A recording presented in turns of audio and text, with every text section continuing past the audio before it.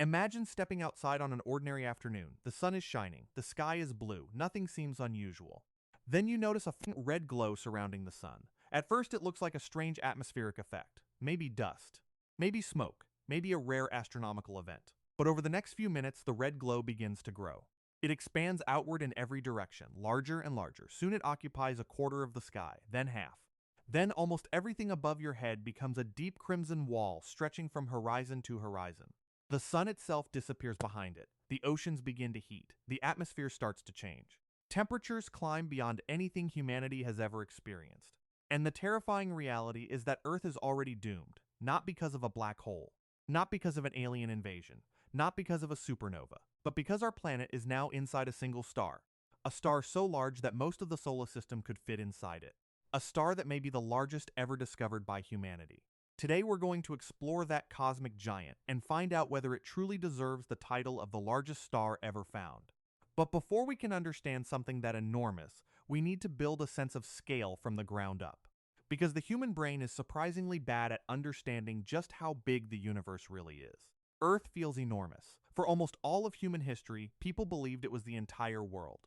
Mountains seemed infinite. Oceans looked endless. Traveling from one continent to another took months, sometimes years. Even today, crossing the Pacific Ocean by ship can take weeks. From our perspective, Earth feels gigantic. Yet compared to what exists in space, Earth is barely a starting point. To make things easier to visualize, imagine shrinking Earth down to the size of a marble. A small glass marble sitting in your hand. Everything you have ever known would be contained inside it. Every city, every mountain, every civilization, every human who has ever lived. Now place that marble on the ground. Next to it, place a beach ball. That beach ball represents Jupiter. Jupiter is so large that more than 300 Earths could fit inside it. If Earth is the marble, Jupiter completely dominates the scene. And for centuries, if humans had been able to travel freely through the solar system, Jupiter would have seemed like the ultimate giant, the largest world anyone could imagine. But Jupiter isn't even the biggest object in its own neighborhood. Not even close. Now imagine replacing that beach ball with something much larger, a 2-story house. That house represents the sun. The sun is so large that more than 1 million Earths could fit inside it. Think about that for a moment. If our marble Earth were dropped into the sun, it would disappear completely. Not because the sun is slightly larger, not because it is 10 times larger, but because it is so vastly larger that Earth would become almost meaningless by comparison. And yet astronomers do not consider the sun a giant. In fact, the sun is often described as an average star, a fairly ordinary member of the Milky Way, which raises an uncomfortable question. If our sun is already large enough to swallow 1 million Earths, what kind of stars exist out there that make the sun look ordinary?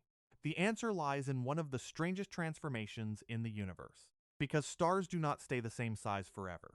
Every star is engaged in a constant battle. Gravity tries to crush it inward. Nuclear fusion pushes outward. For billions of years, these forces remain balanced, but eventually, every star begins running out of fuel. And when that happens, something remarkable occurs. Instead of shrinking immediately, many stars begin expanding. Slowly at first, then dramatically. Their outer layers start swelling outward into space. The star grows larger, cooler, redder. Astronomers call these objects red giants. One day our own sun will become one. When that happens, Mercury will disappear, Venus will disappear, and Earth may disappear as well. The future sun will become so large that the inner solar system will be transformed beyond recognition. To humanity, that sounds almost unimaginable. A sun large enough to consume entire planets. A star hundreds of times larger than it is today. Surely that must be close to the limit. Surely nature cannot build anything much bigger than that. For a long time, astronomers thought the same thing. Then they started finding stars that shattered every assumption they had ever made. And the race to discover the largest star in the universe had officially begun. The first king to truly shock humanity was a star called Betelgeuse. If you've ever looked at the constellation Orion, you've already seen it. To the naked eye, it appears as nothing more than a bright reddish dot. But that tiny point of light hides a monster. Betelgeuse is hundreds of times larger than the sun. If it replaced our sun, its outer layers would stretch far beyond the orbit of Mars. For astronomers of the early 20th century, this was almost unbelievable. Many assumed they had found something close to nature's limit. After all, how much larger could a star possibly become? The answer, as it turned out, was much larger. As telescopes improved, scientists began discovering even bigger stars. Each new discovery forced them to redraw the upper boundary of what they thought was possible. And each time, a new king took the throne. For many years, one name dominated documentaries, astronomy books, and internet discussions. VY Canis Majoris, a red hypergiant located thousands of light years from Earth. The numbers associated with it seemed absurd. If placed at the center of our solar system, it would engulf the orbits of multiple planets. Videos crowned it with titles like the largest star ever found, and for a while that title appeared justified. VY Canis Majoris became the giant against which all other stars were measured. It represented the outer edge of human imagination.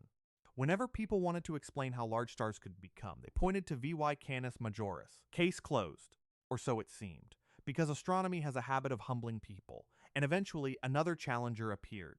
The next contender was a star called Ue Scuti. At first, it looked like just another distant red supergiant. Then astronomers began calculating its size. The estimates were astonishing.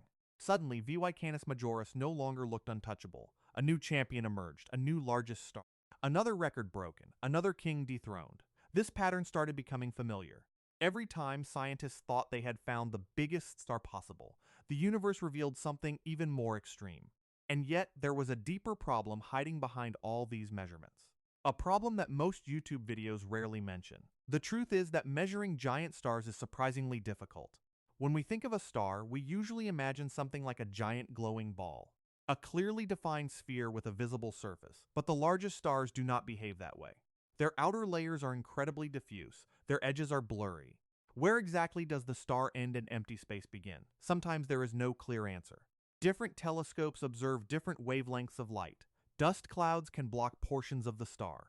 Mathematical models can produce different estimates. As a result, the rankings are constantly changing. One year, a star may appear to hold the record. A few years later, improved measurements can shrink its estimated size. This is why the title of largest known star keeps changing hands. Not necessarily because the stars themselves changed, but because our ability to measure them improved. And that brings us to a star hidden deep behind thick clouds of cosmic dust. A star that few people had heard of until recently. A star that would completely redefine the scale of stellar giants. Roughly 19,000 light-years away from Earth lies a stellar cluster known as Stephenson 2. Buried within that cluster is a red supergiant called Stephenson 218. At first glance, the name sounds disappointingly ordinary. No mythological title, no dramatic nickname. Just a catalog designation. Yet behind that forgettable name may hide the largest star humanity has ever discovered. For years, Stephenson 218 received little attention, partly because of distance, partly because of dust. The region surrounding it is packed with gas and obscuring material that makes observation difficult. But as astronomers collected more data, something extraordinary began to emerge. The estimates kept getting larger, and larger, and larger. Eventually, researchers arrived at a figure that stunned the astronomy community. Stephenson 218 appeared to have a radius more than 2,000 times greater than the Sun. Not twice, not 10 times. More than 2,000 times, and suddenly every giant that came before it looked small. To understand how absurd that number really is, let's perform a simple experiment. Remove the Sun from the center of our solar system. Now place Stephenson 218 in its position. Mercury disappears instantly. Its entire orbit lies deep inside the star. Venus disappears too, then Earth. Our planet, everything humanity has ever built, every ocean, every mountain, every living creature, all swallowed by a star's outer layers. Mars follows. Gone the asteroid belt, gone as well. At this point, the solar system no longer resembles the solar system we know. The familiar structure taught in classrooms simply ceases to exist, and we still haven't reached Jupiter. The same Jupiter that once made Earth look insignificant. The same Jupiter that could fit more than 1,300 Earths inside itself. Compared to Stephenson 218, even Jupiter begins to look surprisingly small. And the comparisons become even more disturbing when we stop looking at planets and start looking at the speed of light itself. The speed of light is difficult to comprehend. Nothing in the universe travels faster. A beam of sunlight leaves the sun and reaches Earth in about 8 minutes. That seems like an enormous distance. After all, light is crossing nearly 150 million kilometers of empty space. Yet compared to Stephenson 218, that journey begins to look surprisingly small. Imagine standing above this giant star and sending a beam of light around its circumference. Not across the star. Not from one side to the other. Just around the edge. The journey would take nearly 9 hours. Think about that. Light could travel from the sun to Earth in 8 minutes. But it would need almost an entire workday just to circle Stephenson 218. And if light struggles to make the star feel manageable, ordinary transportation has absolutely no chance. A modern passenger jet can circle Earth in roughly 2 days. fast enough to cross continents in a matter of hours, fast enough to make our planet feel connected. Now imagine using that same aircraft to travel around Stephenson 218. You take off, you fly for years, then decades, then generations. People are born aboard the aircraft. They grow old aboard the aircraft. They die aboard the aircraft. And the journey is still not complete. The scale becomes so extreme that comparisons begin to lose their meaning. Eventually, the numbers stop sounding real, which is exactly why Stephenson 218 has become such a famous object. Not because it is merely large, but because it pushes human intuition beyond its breaking point. Yet the strangest thing about Stephenson 218 isn't its size. It's what that size actually means. When most people imagine a giant star, they picture something incredibly dense and powerful. A colossal ball of matter packed tightly together. The reality is far stranger. Stephenson 218 is enormous because its outer layers have expanded to extraordinary distances. Much of that volume is incredibly thin. In fact, the farther you move toward the star's outer atmosphere, the more diffuse the material becomes. Its edge is not a solid surface. There is no giant red wall marking where the star ends. Instead, the atmosphere gradually fades into surrounding space. The boundary is blurry, fuzzy, difficult to define. In some respects, the outer regions resemble an enormous glowing cloud. This creates one of the most fascinating paradoxes in astronomy. The largest stars are often among the least dense. Bigger does not necessarily mean heavier. Bigger does not necessarily mean stronger. Sometimes bigger simply means more spread out. Stephenson 218 is a reminder that the universe doesn't always behave the way common sense expects. And that paradox leads directly to another. The largest stars often have the shortest lives. At first glance, this seems backwards. A giant star looks powerful, ancient, permanent, something that should survive forever. But stars live by burning fuel. And the biggest stars consume that fuel at astonishing rates. They live fast, they burn bright, and they die young. Compared to our sun, which will survive for roughly 10 billion years, giant stars exist only for a brief cosmic moment. They are the fireworks of the universe. Spectacular, beautiful, temporary. Deep inside Stephenson 218, the clock is already ticking. One day, its core will no longer be able to support its own weight. Gravity will finally win the battle. The core will collapse. A catastrophic explosion will follow. For a brief period, the dying star may outshine entire galaxies. Then the giant will be gone. The largest known star may someday leave behind little more than a remnant drifting through space. Even cosmic giants are not immortal. But before we crown Stephenson 218 as the undisputed champion, there is one final twist. The story may not be over. In fact, astronomers are still arguing about it.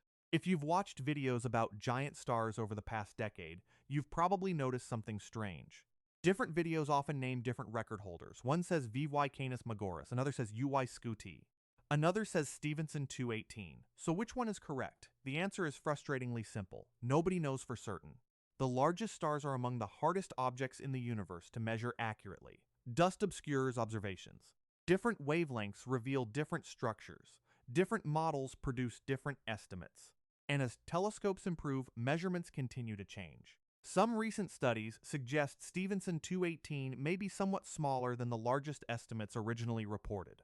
Other studies continue to place it near the top of the rankings. The uncertainty remains, which means the title of largest known star is less like a permanent crown and more like a championship belt that keeps changing hands.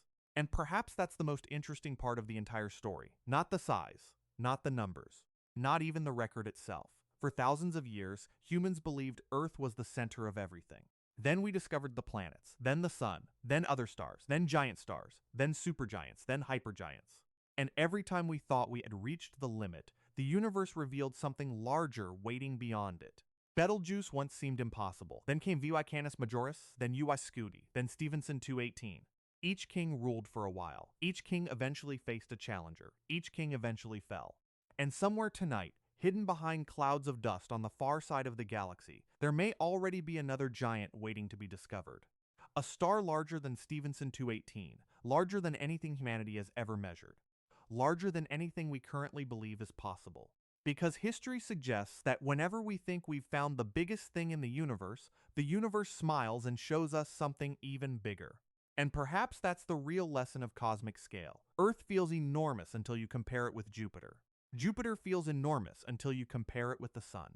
The sun feels enormous until you compare it with a red supergiant. And even the largest known star may someday become just another fallen king. In a universe this vast, records rarely last forever.